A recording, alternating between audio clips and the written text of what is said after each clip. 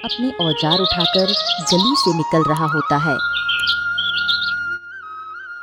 अचानक उसकी नजर एक आदमी पर पड़ती है जो जोर जोर से एक मासूम से बंदर को पीट रहा होता है।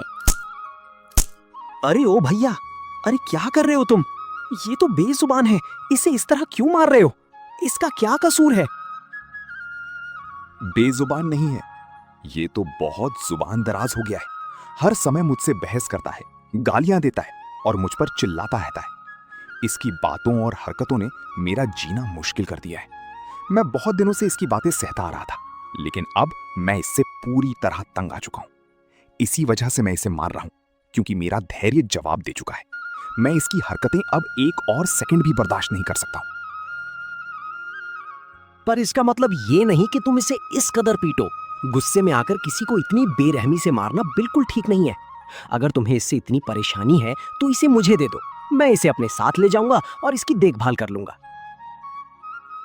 दे दूं? लेकिन ऐसे ही नहीं। अगर तुझे इतना ही इस पर तरस आता है तो खरीद ले इसे और मुझे इससे छुटकारा दिला। रामू कुछ देर तक सोचता है, फिर वह उस आदमी से कहता है,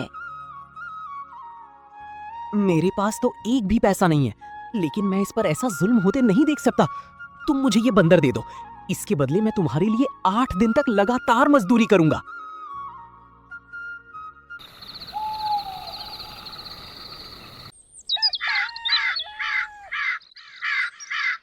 अगले 8 दिन रामू सुबह से रात तक बिना थमे मजदूरी करता है। उसके हाथ छिल जाते हैं, पीठ पर निशान बन जाते हैं, लेकिन वह एक भी शब्द नहीं कहता। 8वें दिन वह बंदर को लेकर अपने छोटे से घर में आता है। देखो, ये मेरा छोटा सा घर है। अब से हम दोनों इसी घर में रहेंगे। एक अच्छे दोस्त की तरह तुमने मेरी वजह से इतने दिन तक इतनी मेहनत की, इतनी तकलीफ सही, जबकि मैं तो बस एक जानवर हूं। लेकिन तुमने मुझे इंसान से भी ज्यादा समझा। मैंने तुम्हें इंसान नहीं समझा बेटा, मैंने तुम्हें एक पीड़ित आत्मा समझा जो किसी की रहम की हकदार थी। मैं किसी पर जुल्म होते नहीं देख सकता, चाहे वो इंसान हो या जानवर। मैं तुम्हारा एहसान कभी नहीं भूलूंगा। इस दुनिया में अगर कोई सबसे बड़ा दोस्त मिला है मुझे, तो वो तुम हो। अब तुम मेरे घर के नहीं, मेरे दिल के हिस्से हो। तुम्हारी मासूम आंखों में जो दर्द देखा है, वो मुझे चैन से सोने नहीं देता। मैं वादा करता हूं, जब तक मैं जिंदा हूं, तुम्हें कभी तकलीफ नहीं होने दूंगा। अब से मैं तुम्हारा नाम बंटी रखूंगा। बंटी, ये तो बहुत अच्छा नाम है। दोनों साथ साथ रहने लगते हैं। कई दिन बीत जाते हैं। फिर एक दिन, चलो बंटी, आज हमें काम पर निकलना है। देखो ना, कई दिन हो गए, कोई सिलाई नहीं हुई, और बिना पैसे के तुम्हें अच्छा खाना कैसे खिला पाऊंगा। चलो मेरे दोस्त, आज ढेर सारे जूते चप्पल सिलेंगे और शाम को साथ में गुड़ वाला दूध पिएंगे। हाँ दोस्त, क्यों नहीं, मैं भी चलूंगा तुम्हारे साथ। और अगर कोई कुछ बोलेगा ना, तो मैं उसे अपनी बंदर वाली आंखें दिखाऊंगा। तू तो मेरा सच्चा साथी है। चल जल्दी चल। रामू और बंटी साथ साथ गांव की ओर चल पड़ते हैं। रास्ते में कुछ गांव वाले उन्हें देखकर हंसने लगते हैं। अरे अरे देखो, रामू तो अब बंदर लेकर घूमने लगा है। अरे रामू भाई, मोची का काम छोड़कर मदारीगिरी कर रहे हो क्या? अरे नहीं काका, ये बंदर नहीं है, ये मेरा दोस्त है। और दोस्ती में ना कोई जात होती है और ना कोई काम छोटा बड़ा होता है। आप चाहो तो मुझे मदारी भी समझ लो, मगर ये जान लीजिए कि अब हम दोनों एक दूसरे के बिना नहीं रहते। अरे तो फिर तेरा तो चौपाल में तमाशा बन जाएगा। तो बना लो तमाशा। मैं तो अब बस मेहनत से जीने में यकीन रखता हूं, चाहे जूते सीऊं या मजाक बनूं। रामू चौपाल पर अपनी छोटी सी दुकान लगा देता है।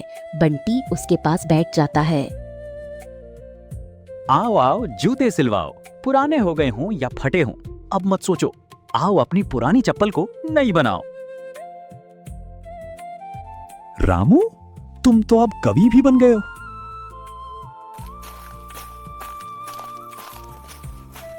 अरे ये तो रामू मोची है, और ये बंदर कौन है इसका?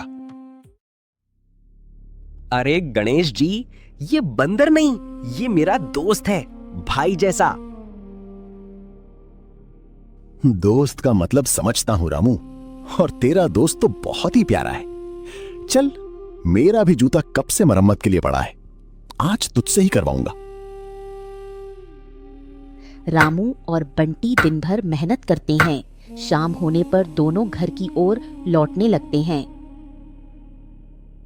चलो बंटी, आज बहुत काम हुआ, अब घर चले। गरम गरम रोटी और गुड़ से पेट भरेंगे।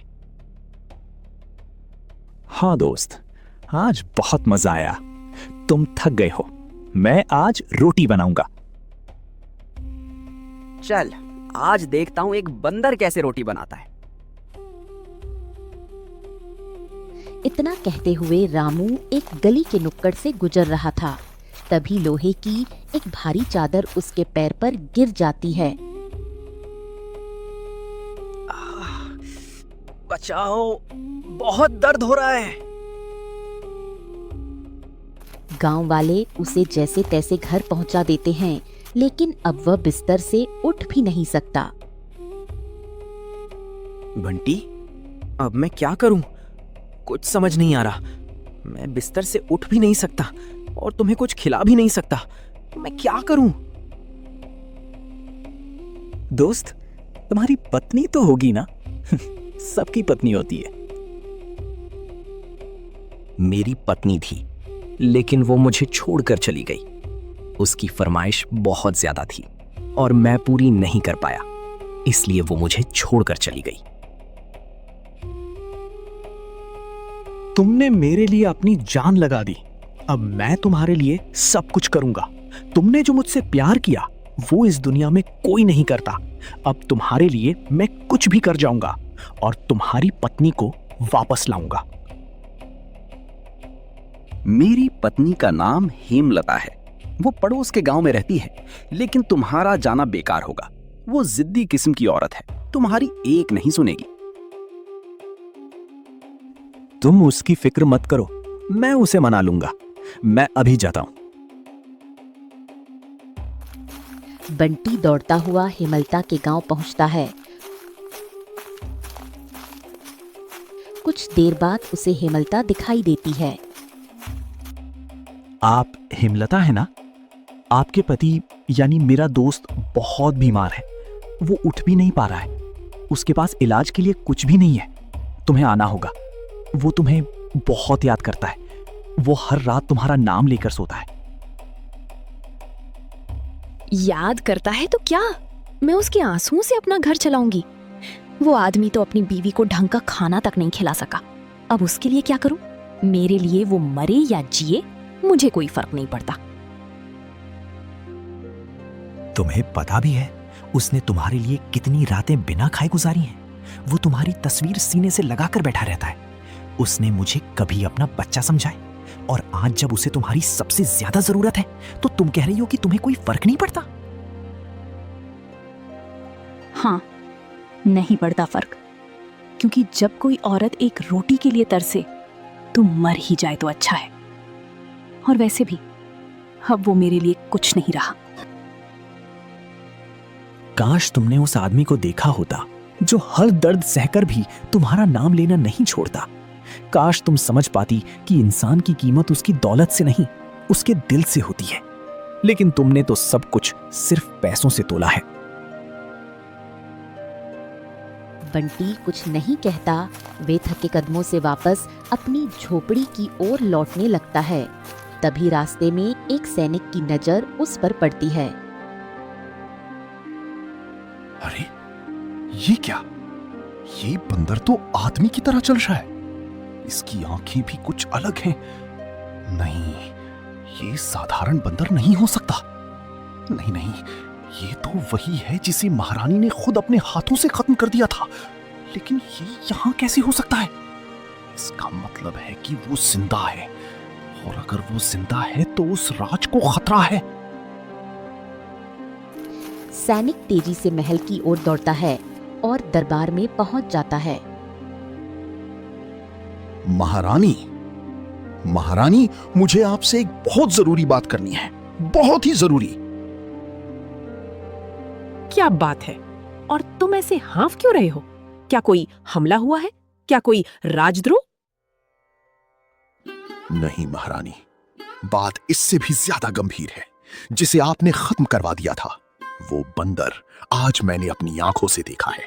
वो इसी राज्य में है और एक गरीब मोची के साथ रह रहा है। क्या बकवास कर रहे हो तुम? क्या तुम्हें होश है कि तुम क्या कह रहे हो? वो बंदर जिसे मैं खुद खत्म करवा चुकी थी, वो वापस कैसे आ सकता है? क्या तुम मुझे झूठा बना रहे हो? नहीं महारानी, मैंने खुद देखा है। उसकी चाल, उसकी आंखें, सब कुछ वैसा ही है जैसा आपने बताया था।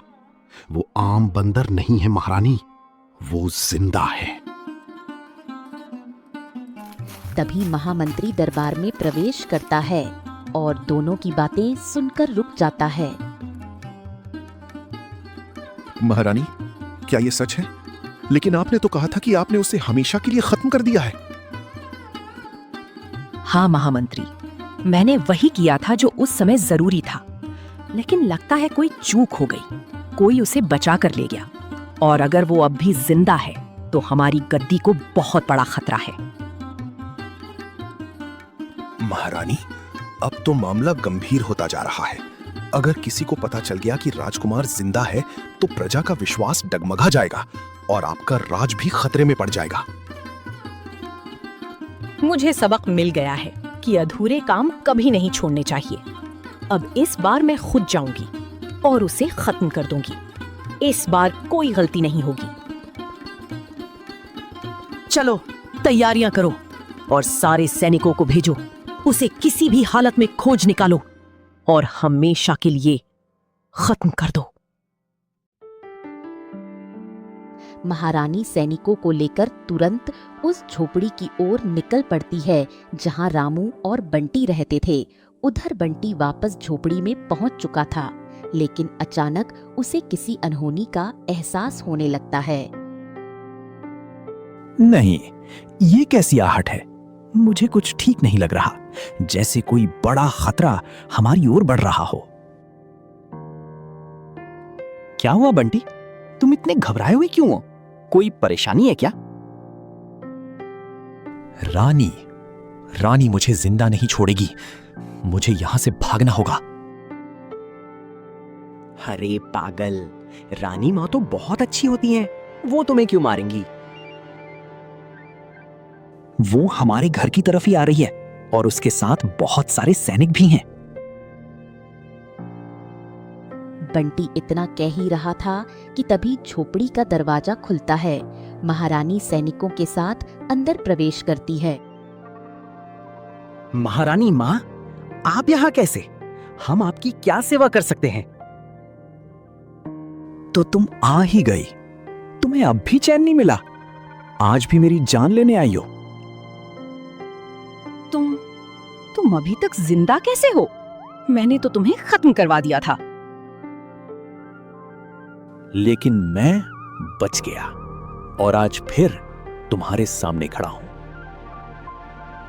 नहीं, इस बार मैं तुम्हें जिंदा नहीं छोड़ूंगी। सैनिकों, इसे अभी खत्म कर दो। महारानी का आदेश मिलते ही एक सैनिक धनुष पर तीर चढ़ाता है और बंटी की ओर तीर छोड़ देता है। रामू तेजी से उठकर बंटी के सामने आ जाता है। तीर सीधे उसकी छाती में जा लगता है। दोस्त, तुमने ये क्या किया? एक बंदर के लिए अपनी जान दांव पर लगा दी? मुझे फर्क नहीं पड़ता कि ये कौन है, क्या है। मेरे लिए ये मेरा परिवार है। जब तक मेरी सांसें चल रही हैं, कोई इसे छू भी नहीं सकता। मेरी वजह से तुम्हें ये घाव मिला। मेरी वजह से तुम दर्द में हो। मैंने तुम्हारी जिंदगी बर्बाद कर दी। नहीं बेटा, ऐसा मत कहो। तुम मेरे जीवन की सबसे अच्छी चीज हो। तुम्हारे आने के बाद ही मुझे सच्चा साथी मिला। आज तो तुम इस मोची की वजह से बच गए, लेकिन याद रखना, मैं फिर लौटूंगी और अगली बार तुम्हें जिंदा नहीं छोड़ूंगी। इतना कहकर महारानी सैनिकों के साथ वहां से चली जाती है। झोपड़ी में सन्नाटा छा जाता है। बंटी की आंखों से आंसू बहने लगते हैं। मुझे खुद से नफरत हो रही है। जिसने भी मेरे करीब आने की कोशिश की, उसे सिर्फ दर्द ही मिला। ऐसा मत सोचो बेटा, तू मेरा बच्चा है, तुझे कुछ नहीं होगा। जब तक मैं जिंदा हूं, कोई तेरा बाल भी बांका नहीं कर सकता।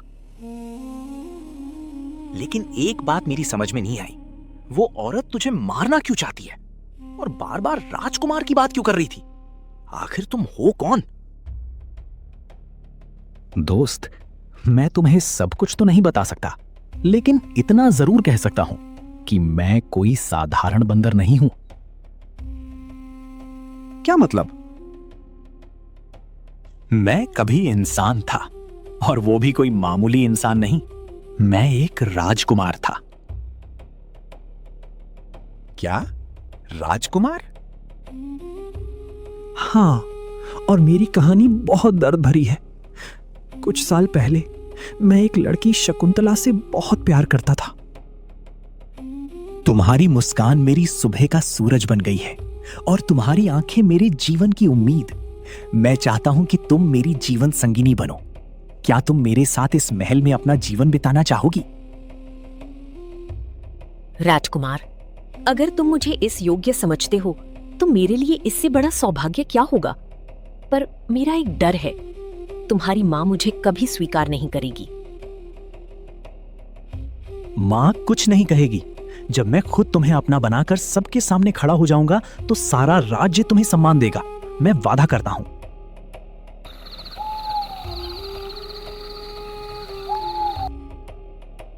पर कुछ ही दिन बाद शकुंतला एक तांत्रिक से मिलती है। अब समय आ गया है। तांत्रिक, मुझे वो मंत्र चाहिए जिससे ये राजकुमार हमेशा के लिए गायब हो जाए। मैं इस सिंहासन की हकदार हूँ और मैं पीछे नहीं हटूंगी। राजकुमार अब इंसान नहीं रहेगा, उसका रूप बदल जाएगा, उसकी यादें रह जाएंगी, पर शरीर नहीं। अब वो एक बंदर बनकर इस दुनिया में भटकेगा और कोई उसे पहचान भी नहीं पाएगा। तांत्रिक एक मंत्र पढ़ता है और अगले ही क्षण एक तेज प्रकाश के साथ राजकुमार का शरीर एक बंदर के रूप में बदल जाता है। तुमने मुझसे झूठ बोला, मुझसे प्रेम नहीं था। तुम्हें मुझसे मेरा राज्य चाहिए था, मेरा विश्वास, मेरी आत्मा, सब कुछ तुमने छीन लिया। हाँ, मैंने तुमसे प्रेम नहीं किया, तुम बस मेरी राह का एक मोहरा थे। अब इस राज्य की असली रानी मैं हूं और तुम सिर्फ एक जानवर। यही है मेरा सच। मैं जानवर नहीं था। मुझे जानबूझकर इस रूप में ढाल दिया गया ताकि मैं अपने ही जीवन से दूर हो जाऊं। पर मैं किसी से कुछ नहीं कहता, क्योंकि मैं नहीं चाहता कि कोई मेरी सच्चाई को जानकर दुखी हो या मेरा मजाक बनाए। तो क्या इस श्राप को हटाने का कोई उपाय नहीं है? क्या कोई तरीका नहीं जिससे तुझे फिर से वो बना सकूं जो तू असल में है? एक उपाय है बाबा, पर वो आसान नहीं है। बहुत दूर एक मायावी जंगल है, वहां एक जादुई पत्थर छिपा है। अगर वो पत्थर कोई मेरे शरीर पर छुआ दे तो मैं फिर से वैसा हो सकता हूं जैसा मैं था। उस जंगल में अब तक कोई नहीं आया जो उस जंगल में गया था। जंगल का रास्ता बहुत खतरनाक है और वहां मायावी प्राणी भी हैं। तो फिर मैं जाऊंगा, तेरे लिए उस पत्थर को लाऊंगा। तू मेरे लिए बच्चा है और अपने बच्चे के लिए एक बाप हर हद तक जा सकता है। पर बाबा, आपके पैर में चोट है, आप अभी चल भी नहीं सकते। तू बस मेरा इंतजार करना, मैं जल्दी लौटूंगा तेरे लिए उस पत्थर को लेकर। रामू लाठी लेकर निकल पड़ता है और थोड़ी दूर चलने के बाद उसको एक रास्ते में बाबा मिलते हैं। अलख निरंजन, बोलो रामू, कहां जा रहे हो? इतने घनी जंगल की ओर? ये रास्ता तो मायावी जंगल की ओर जाता है।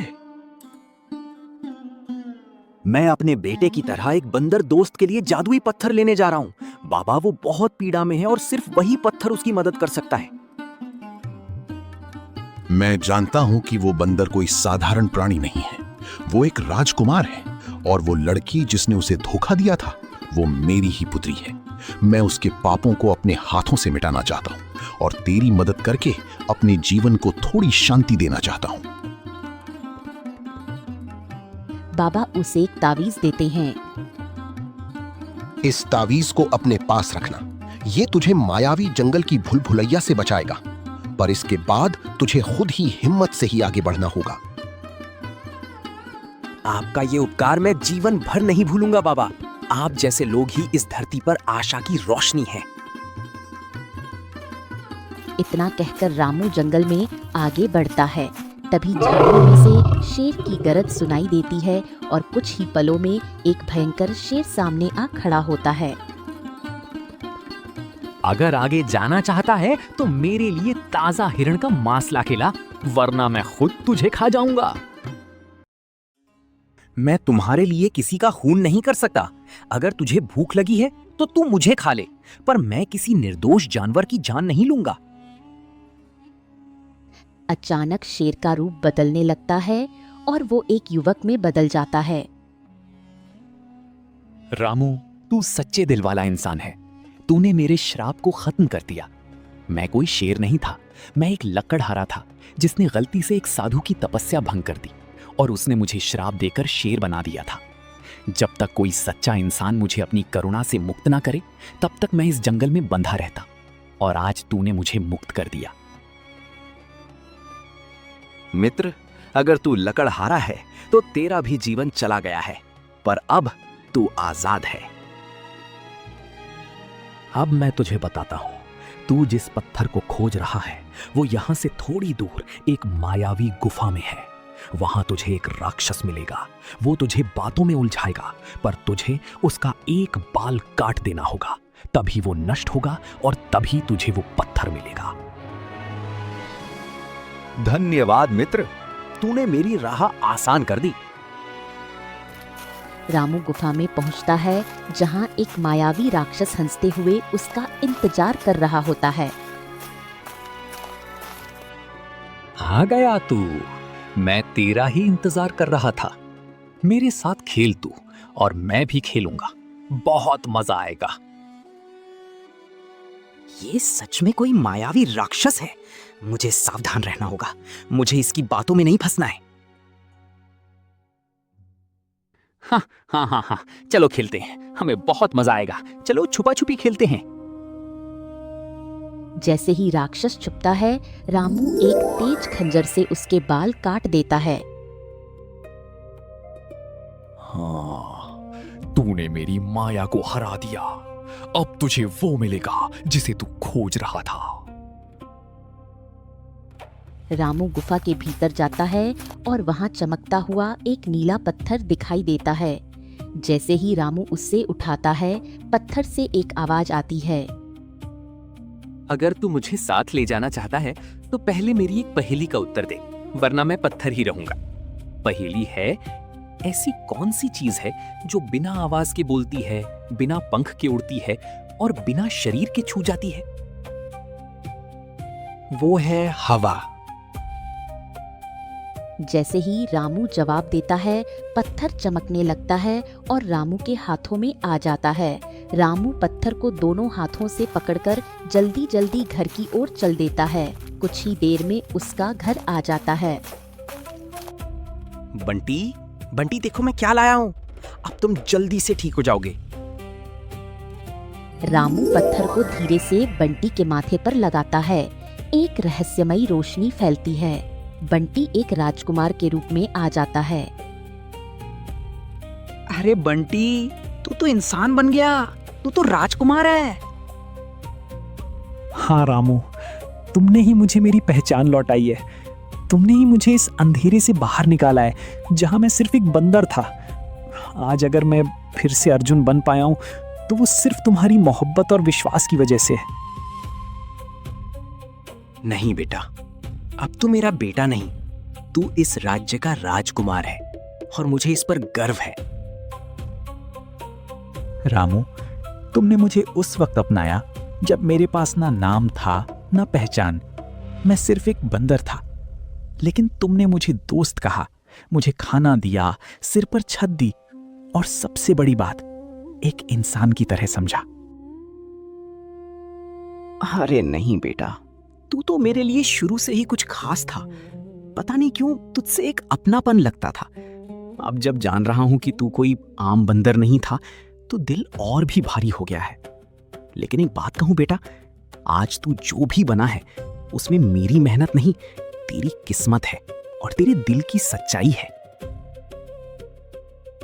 नहीं रामू, तुम सिर्फ मोची नहीं हो, तुम मेरे जीवन के भगवान हो जिन्होंने मुझे अंधेरी से उजाली तक लाया है। आज अगर मैं फिर से बोल पा रहा हूं, चल पा रहा हूं और इंसान बन पाया हूं तो सिर्फ और सिर्फ तुम्हारी वजह से। राजकुमार अर्जुन भावुक होकर रामू के चरणों में झुक जाता है। नहीं बेटा, अब तू राजकुमार है, तेरा ये झुकना मुझे छोटा कर देगा। नहीं रामू, आज से तुम मेरे लिए सिर्फ रामू नहीं, मेरे पिता हो, मेरे जीवन दाता हो। चलो, अब हम अपने साथ हुए अन्याय का बदला लेंगे उस रानी से। हाँ, उस रानी को हम कड़ी से कड़ी सजा देंगे। फिर दोनों मिलकर राजमहल की ओर लौटते हैं। रानी राजकुमार को देखते ही गुस्से में आ जाती है। नहीं, ये कैसे हो सकता है? तुम फिर से इंसान कैसे बन गए? मैंने तो तुझे हमेशा के लिए बंदर बना दिया था। ये कोई साजिश नहीं थी, ये उस सच्चाई की जीत है जिसे तुमने कभी समझने की कोशिश नहीं की थी। तुमने अपने लालच में आकर मुझे बंदर बना दिया, मुझे मेरे ही जीवन से दूर कर दिया। मैंने तुमसे जी जान के प्रेम किया था, तुम्हें अपनी रानी बनाना चाहता था, पर तुमने मुझे धोखा दे दिया और मेरी मासूमियत का मजाक उड़ाया। नहीं राजकुमार, नहीं, मुझे माफ कर दो। मुझे नहीं पता था कि मेरा निर्णय इतना बड़ा अपराध बन जाएगा। मैंने सच में तुमसे प्रेम किया था, पर जब मुझे लगा कि तुम राजा बन जाओगे तो मेरा बेटा कहीं पीछे ना रह जाए, इसी डर ने मुझे अंधा कर दिया। प्रेम वहां नहीं होता जो डर और स्वार्थ से भरा हो। तुमने मुझे सिर्फ अपने स्वार्थ के लिए मिटा दिया और अब जब सच सामने आ गया तो तुम माफी मांग रही हो।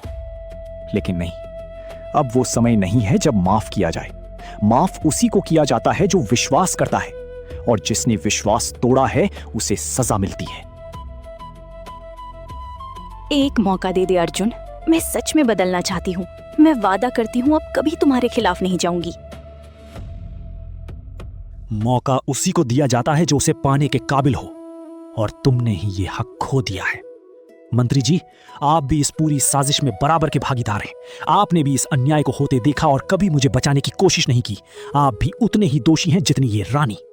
सैनिकों, इन दोनों को आज ही बंदी बनाकर कारागार में डाल दिया जाए और इन पर राजद्रोह का मुकदमा चलाया जाए, क्योंकि इन्होंने इस राज्य के उत्तराधिकारी के साथ छल किया है। जो हुक्म राजकुमार। सैनिक रानी और मंत्री को पकड़कर ले जाते हैं। रानी की आंखों में पश्चाताप के आंसू गिरते हैं, लेकिन अब देर हो चुकी होती है। रामू, अब मैं तुम्हें सिर्फ मोची नहीं कहूंगा। आज से तुम हमारे राज्य के महामंत्री होगे। मैं तुम्हें ये पद सम्मान से दे रहा हूं ताकि पूरे राज्य को पता चले कि एक सच्चे और ईमानदार व्यक्ति की कीमत क्या होती है। राजकुमार, अगर आप कहते हैं तो मैं ये जिम्मेदारी स्वीकार करता हूं, पर मैं जैसा था वैसा ही रहूंगा। मैं वही रामू रहूंगा जो सच्चाई के लिए जूते भी सिल सकता है और जरूरत पड़ी तो राज्य के लिए अपना सब कुछ भी दे सकता है।